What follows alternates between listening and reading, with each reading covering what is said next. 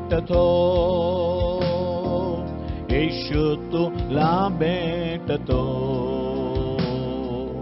येशू तुला भेटतो, येशू तुला भेटतो.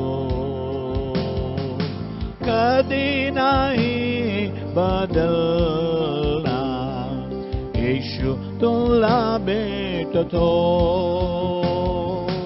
कधी नाही बदलणार, येशू तुला भेटतो. आपल्या लोकांस भेटून भोजन देणार, आपल्या लोकांस भेटून भोजन देणार. आज पण तुला तृप्त करणार, आज पण तुला तृप्त करणार. येशू तुला भेटतो, येशू तुला भेटतो. आपल्या लोकांस भेटून रोग सर्व मिटवणार, आपल्या लोकांस भेटून रोग सर्व मिटवणार. आज पण तुला बरं करणार, आज पण तुला बरं करणार. येशू तुला भेटतो, येशू तुला भेटतो, येशू तुला भेटतो, येशू तुला भेटतो. आपल्या लोकांस भेटून अद्भुत करणार, आपल्या लोकांस भेटून अद्भुत करणार. आज पण तुझ्यात क्रिया करणार, आज पण तुझ्यात क्रिया करणार. येशू तुला भेटतो, येशू तुला भेटतो, येशू तुला भेटतो, येशू तुला भेटतो. कधी नाही बदलणार, येशू तुला भेटतो, कधी नाही बदलणार, येशू तुला भेटतो.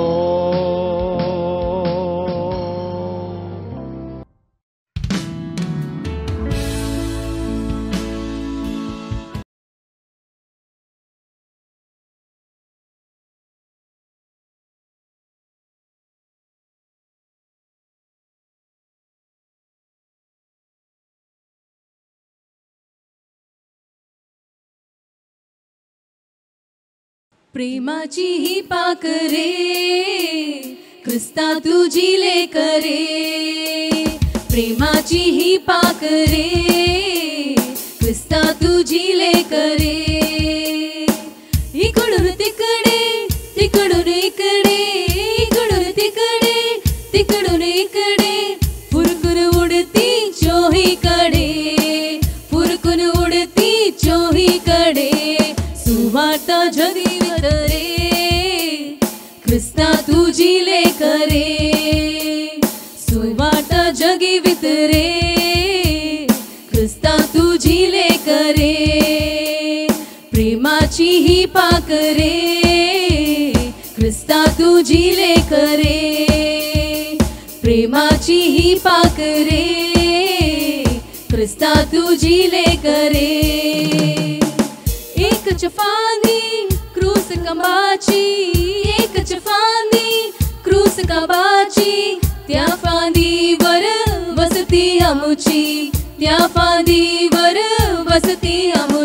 स्वर्गात आमची घरे ख्रिस्ता तुझी लेकरे स्वर्गात आमची घरे ख्रिस्ता तुझी लेकरे प्रेमाची ही पाकरे ख्रिस्ता तुझी लेकरे प्रेमाची ही पाकरे ख्रिस्ता तुझी लेकरे पाय सुखाच्या मार्गावरती पाय सुखाच्या मार्गावरती जगतो आम्ही वचनावरती जगतो आम्ही वचनावरती हृदयात हर्ष भरे ख्रिस्ता तुझी लेकरे हृदयात हर्ष भरे ख्रिस्ता तुझी लेकरे प्रेमाची ही पाकरे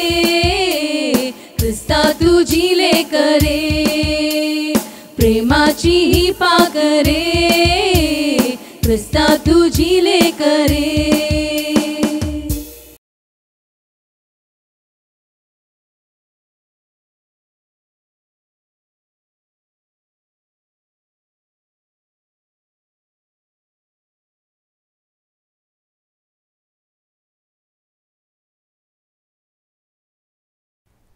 आमच्या प्रिय बंधू बहिणींना येशूच्या नावाने आमचा नमस्कार आणि आम्ही स्वागत करतो तुम्हाला या येशू तुला भेटतो कार्यक्रमासाठी. प्रत्येक रविवारी दुपारी 3 वाजता हे कार्यक्रम तुम्ही ऐकू शकता. तुम्ही ऐका, याचा आशीर्वाद प्राप्त करून घ्या आणि इतरांना सांगा. चला आजच्या वचनात जाऊया.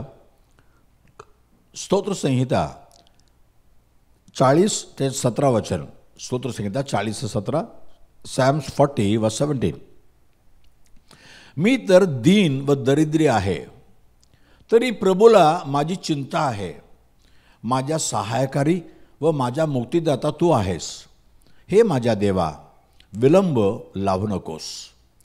मी तर दीन व दरिद्री आहे. दाऊद एक मोठा राजा असून स्वतःला कसं दीन करतो, नम्र करतो पहा. देवाचं वचन असं म्हणते, तुम्ही याकूब 4 अध्याय 7 वचनामध्ये, याकूब 4:7 मध्ये, जेम्स 4:7, म्हणून देवाच्या अधीन राहा आणि शैतानाला अडवा म्हणजे तो तुमच्यापासून पळून जाईल. आणि 8 वचनामध्ये देवाजल या म्हणजे तो तुमच्या जवळ येईल. अहो पापीजनो, हात निर्मळ करा. अहो निर्बुद्धी लोकांना आपल्या अंतःकरणे शुद्ध करा. देवाकडे या, देवाकडे वळून या म्हणतो परमेश्वर.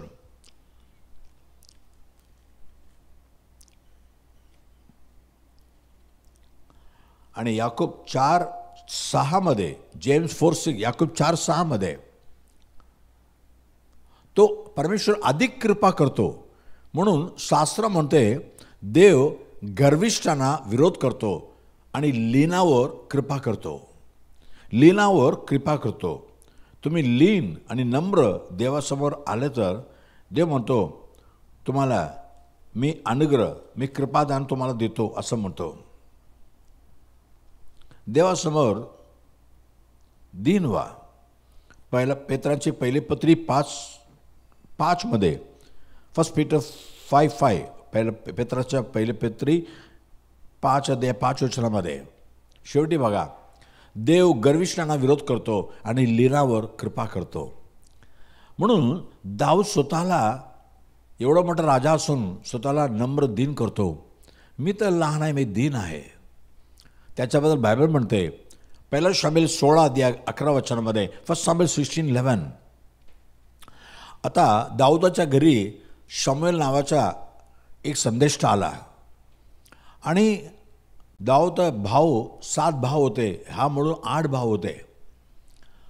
तर त्यावेळी देवाने सांगितलं की तुमच्या मुलापैकी एकाला मी राजा म्हणून निवडणार आहे, राजाचा अभिषेक भेटणार आहे. आता दाऊदच्या घरी सगळं भाव आहेत, पण दाऊद जंगलामध्ये. म्हणून आता 7 लोक सामुएल पुढे आले. देवानं म्हटलं हा लायकी नाही. आता सामुएल इशाय म्हणजे दाऊदाच्या वडील, त्यांना विचारले, तुझे सर्व पुत्र हजर आहेत का, सर्व पुत्र आले का? तो म्हणाला, एक सर्वात धाकटा राहिला आहे. पण पहा, तो शेरडे मेंढे राखत आहे. तेव्हा शामूएल इशायाला म्हणाला, त्याला बोलवणे पाठवून आण, तो येईपर्यंत आम्ही भोजनास बसणार नाही. त्याला घेऊन ये, तो सर्वात धाकटा आहे, त्याला काही येत नाही बाबा, तो शेरडे मेंढरे राखत आहे, त्याला काही बुद्धी नाही. पण शामूएल त्याला बोलवा, धाकटा असू दे, रानात असू दे, शेरडे मेंढरे राखून राहू दे, पण त्याला बोलवा. तसं त्याला बोलून घेतला. आणि पहिला शामूएल 16:13 फर्स्ट शामूएल 16:13 परमेश्वरने काय केलं, त्यांच्या जे भाव त्याला लायकी नाही म्हटले त्या भावामध्ये त्याला अभिषेक केला.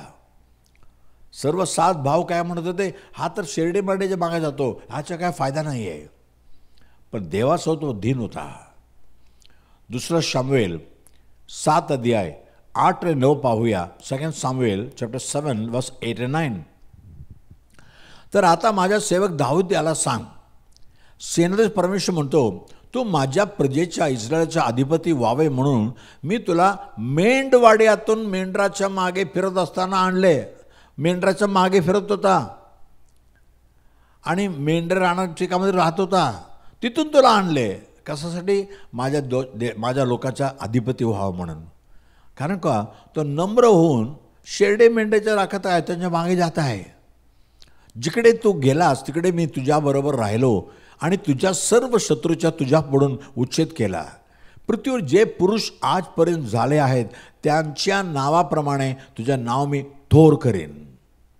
नाव थोर करेन. कारण काय, तो स्वतःला दिन केलेला आहे. माझ्या प्रिय बंधू बहिणींनो, तुमच्या शिकवणीमध्ये असू दे, कामामध्ये असू दे, घरामध्ये असू दे, देव तुमचं नाम मोठं करायला पाहिजे का? देव तुम्हाला वर आणायला पाहिजे का? देवासमोर नम्र दिन व्हा.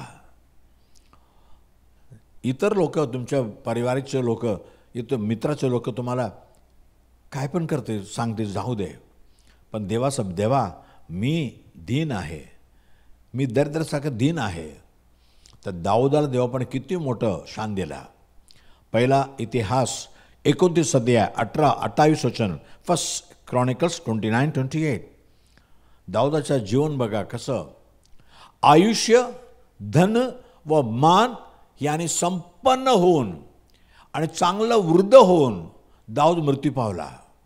म्हणजे मृत्यूपर्यंत त्याचं आयुष्य वाढत गेला, धन वाढत गेली आणि मान आणखीन वाढत गेला. तुमच्या जीवनामध्ये आयुष्य, धन व मान देव देणार आहे. कारण काय, नीतिसूत्रे 15:4 प्रॉव्हर्ब्स 15:4 नीतिसूत्र 15:4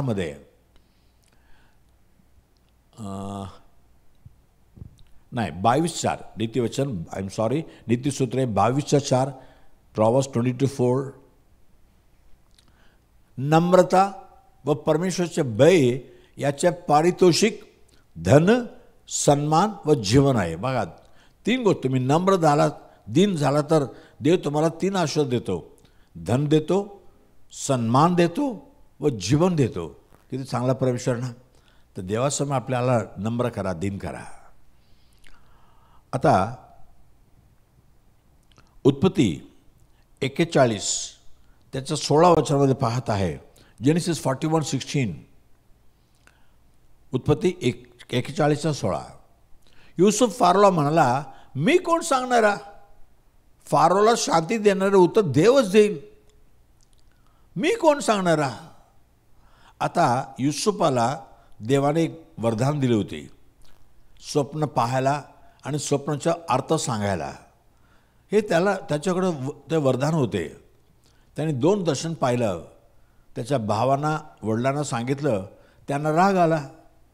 कारण युसुफानं म्हणाला, हो देव मला तुमच्यापेक्षा थोर बनवणार आहे, उच्च बनवणार आहे. त्याला वाईट वाटलं. अरे तू सगळ्यात धाकटा आहे, तो कसं वर येणार? त्याला मारून त्याला विकून टाकले आणि विकणारे त्याला मिस्र देशामध्ये गुलाम म्हणून एकटेकामध्ये विकले. तिथं पण खोटी आरोप लावून त्याला जेलमध्ये बंद केलं. पण जेलमध्ये असताना जेलच्या सुपरिटेंडेंटने पाहिलं, जेलच्या सरदारने पाहिलं, युसुफ बरोबर परमेश्वर आहे, तो सगळं चांगलं करतो. त्याच्या हातामध्ये सगळं कैदीच्या जबाबदारी सोपून गेला. तू यांना सांभाळ बाबा. एकदा सकाळी तो उठून बाहेर येताना 2 कैदी असं बसलेत, उदास होऊन बसलेत. म्हणतो का असं काय उदास काय? आम्ही स्वप्न पाहिलं, त्याचा अर्थ कोण सांगत नाही. तो म्हणला अरे स्वप्नाचा अर्थ देव सांगतोय ना, तुम्हाला सांगा ना, देव तुम्हाला सांगेल. ते अर्थ सांगितलं आणि दोघांच्या जीवनामध्ये तसंच घडलं. एकाच्या जीवनामध्ये त्यांनी हरवलेला गमावलेला पद त्यांना पुरा भेटला. राजाच्या हातामध्ये प्याला देऊ लागला, पात्र देऊ लागला. दुसऱ्याला राजाने फाशी शिक्षा. हे त्यांच्या स्वप्नाप्रमाणे झालं आणि युसुफाच्या म्हणण्याप्रमाणे झालं. 2 वर्षानंतर फिरो राजाला स्वप्न पडला. 2 स्वप्न पडले, पण स्वप्नाचा अर्थ कोणी सांगू शकत नाही. राजाकडे खूप ज्ञानी आहेत, ज्योतिष आहेत, शास्त्री आहेत, पण कोणा त्याचा अर्थ आढळला नाही. राजा खूप दुःखी झाला. हे काय, मला स्वप्न पडलं, तुम्ही कोणी अर्थ सांगू शकत नाही का? तेव्हा राजाला पात्र देणारा म्हणतो, राजा माझी चुकी आता आठवण आली. आम्ही जेलमध्ये असताना तिथे युसुफ नावाचा मुलगा आमच्या स्वप्नाचा अर्थ सांगितलं आणि तसंच घडलं की हो. राजानं म्हणलं त्याला लवकर बोलवा आणि युसुफाला बोलवलं. आणि राजा म्हणतो, हे युसुफ तुझ्याबद्दल ऐकलं, तू सगळं स्वप्नाचा अर्थ सांगतो का, दर्शनाचा अर्थ सांगतो का? तेव्हा युसुफ म्हणतो, मी नाही, मी कोण सांगणारा.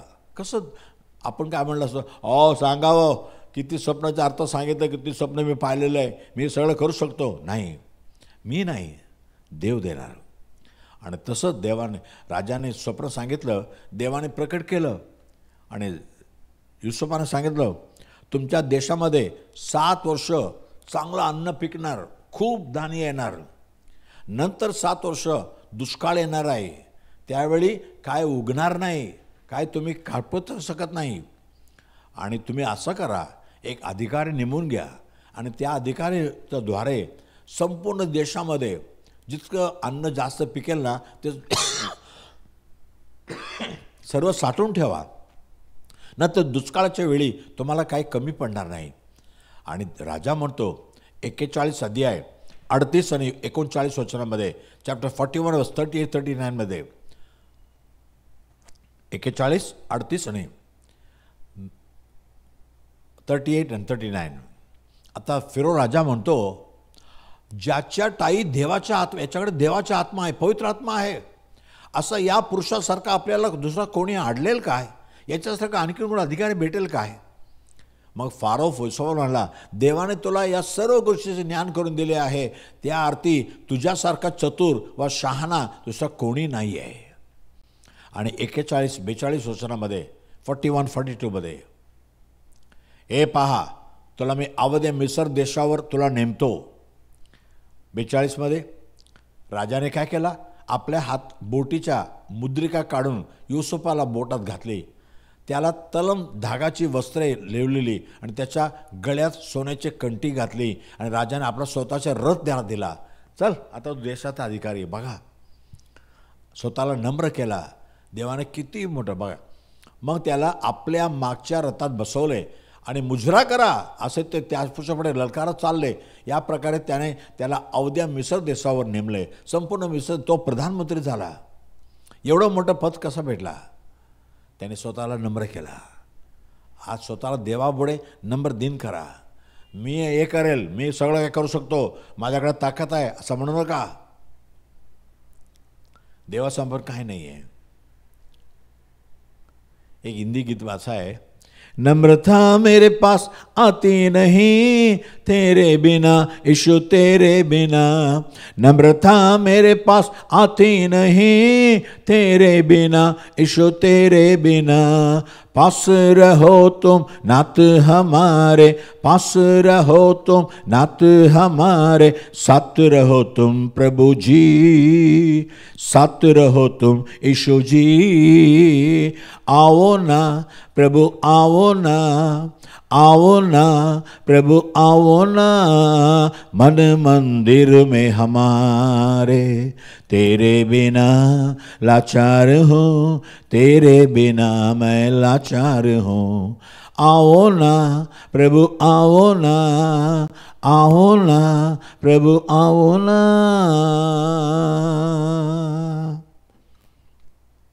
नम्र करो. आणखीन वचन सांगूया, संपवतो. फिलिपिकरास पत्री 2 अध्याय 5 ते 8 पर्यंत वाचन संपवूया आपण. फिलिपियन चॅप्टर 2 वर्स 5 to. आता येशू ख्रिस्ताला म्हणा, येशू ख्रिस्ताला पहा. जी चित्तवृत्ती ख्रिस्त येशू ठाई होती ती तुमच्या ठाई असो. तुमच्या मन पण येशूच्या मनासारखं तुमच्या स्वभावावर पाहिजे. कारण येशू देवाच्या स्वरूपाच्या असूनही देवाच्या बरोबरीच्या असणे हा लाभ आहे असे त्याने मानले नाही. तर त्याने स्वतःला रिक्त केले, म्हणजे मनुष्याच्या प्रतिरूपाचे होऊन दासाचे स्वरूप धारण केले. बघा, तो देवाचा पुत्र देवाबरोबर असता, देवाच्या समान होता, तरी स्वतःला रिक्त करून एक दासाचा स्वरूप घेऊन गेला आणि मनुष्य प्रकृतीचे असे प्रकट होऊन त्याने मरण आणि ते वधस्तंभावरचे मरण सोसले. येतेपर्यंत आज्ञा पालन करून त्याने स्वतःला लीन केले. येशूने लीन केलं. मग देवाने काय केलं? यामुळे देवाने त्याला अति उच्च केले आणि सर्व नावापेक्षा जे श्रेष्ठ नाव त्याला दिले.